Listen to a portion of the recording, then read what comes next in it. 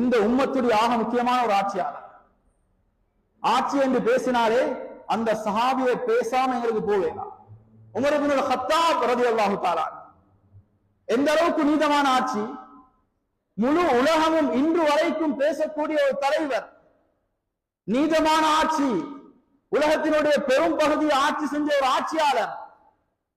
அவருடைய வாழ்க்கை எப்படி இருந்துச்சு? ஹஜ்ரத் உமர் ரலியல்லாஹு தஆலா அன்ஹு அவங்களோட ஆட்சி காலத்துல அவங்க ஏற்கனவே இருந்ததை விட உலகத்துடைய விஷயத்துல ஆகவே கீழே போயிட்டாங்க. அவங்களோட காலத்துல ஒரு காலம் வந்துச்சு, ஆமுர் ரமாதா. ஆமுர் ரமாதா என்றது கடும் பஞ்சமான ஒரு காலம், சாம்பல் வருஷம் என்றதுக்கு பெயர். ஏன் அப்படி பேர் வச்சாங்கண்டா, எல்லா மரமட்டைகளும் காஞ்சி எல்லாமே சாம்ப கலருக்கு மாறி இருந்துச்சு. ஹஜ்ரத் உமர் அந்த காலங்கள்ல அவங்களோட சாப்பாடு ரொட்டியும் எண்ணெயும் மட்டும்தான். அரச சபையில் இருக்கிறவர், எவ்வளவு பிரமாண்டமான வாழ்க்கை வாழையிலும் ஆனா ஒரு பேணுதலான ஒரு எளிமையான வாழ்க்கையை வாழும். ஒரு நாள் வீட்டுக்கு வராங்க, தன்னுடைய மகன் அப்துல்லா ரலியல்லாஹு தஆலா அன்ஹு ரொட்டியோட அல்லது இறைச்சி மட்டும் சாப்பிட்டு கொண்டிருக்கிறார். மகனை பார்த்து கேட்டாங்க, இது என்ன சாப்பிடுறீங்க? மகன் சொன்னார், வாப்பா இறைச்சி சாப்பிடுறேன், ஆசையா இருந்துச்சு இறைச்சி சாப்பிடுறேன். மகனை பார்த்து வாப்பா கேட்கிறார், அதாவது அரசருடைய மகன் இளவரசன் இறைச்சி சாப்பிடுறத பார்த்து வாப்பா சொன்னார், நீ ஆசைப்பட்டதெல்லாம் நீ சாப்பிடுறியா? இன்னைக்கு முஸ்லிம்கள் சாப்பிடுறதுக்கு வழி இல்லாம இருக்கிறாங்க, நீ இறைச்சி சாப்பிடுறியன்னு கேட்டாங்க. மகனை அதட்டுறாங்க. இன்னைக்கு ஒருத்தர் ஆட்சிக்கு வந்துட்டா முழு உலகத்துல இருந்தான், அவருடைய முழு குடும்பமும் ஆக பெரிய ஒரு வாழ்க்கையை வாழ்றான், ஆக சுகண்டியான ஒரு வாழ்க்கையை வாழ்றான். ஆனா உமர் ரலியல்லாஹு தஆலா அன்ஹு தன்னுடைய மகன் இறைச்சி தின்னதை பார்த்து நீ ஆசைப்பட்டதெல்லாம் சாப்பிடு என்று சொன்னது எங்கட உள்ளமே ஏற்றுக்கொள்வதில்லை.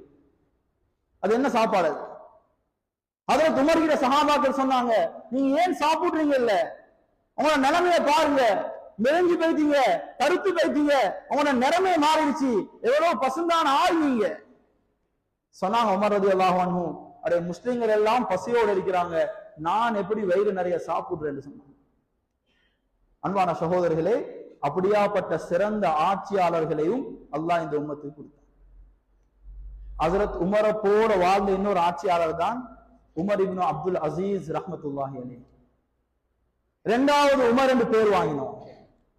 இவங்க எப்படி ஆட்சி என்றா, முழு உலகத்திலையும் இவங்களோட ஆட்சி நேரம் முழு உலகத்திலையும் ஜகாத் வாங்க தகுதியானவங்க யாருமே இருக்கல. எப்படி ஆட்சி, எவ்வளவு பிரமாண்டமான ஆட்சி, எவ்வளவு ஒரு கண்ணியமான ஒரு ஆட்சி. சரித்திரம் சொல்லுது, இவங்களோட ஆட்சியுடைய நீளம் எப்படி என்றா, ஓநாயும் ஆடும் கிட்ட இருக்கும்.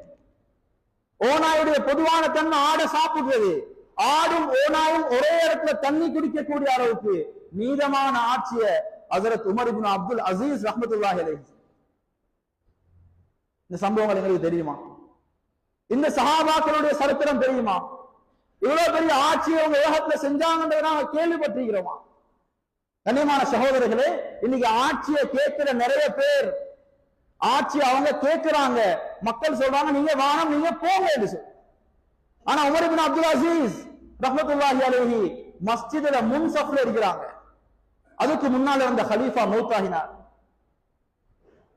இப்ப மஸ்ஜிதுல ஏலான் செய்யப்படுது, அடுத்த ஹலீஃபா வேற யாரும் இல்ல, இதோ முன் சஃப்ல இருக்கிறாரே இந்த உமர் இப்னு அப்துல் அசீஸ் தான் அடுத்த ஹலீஃபா ஏலான் செய்யறாங்க.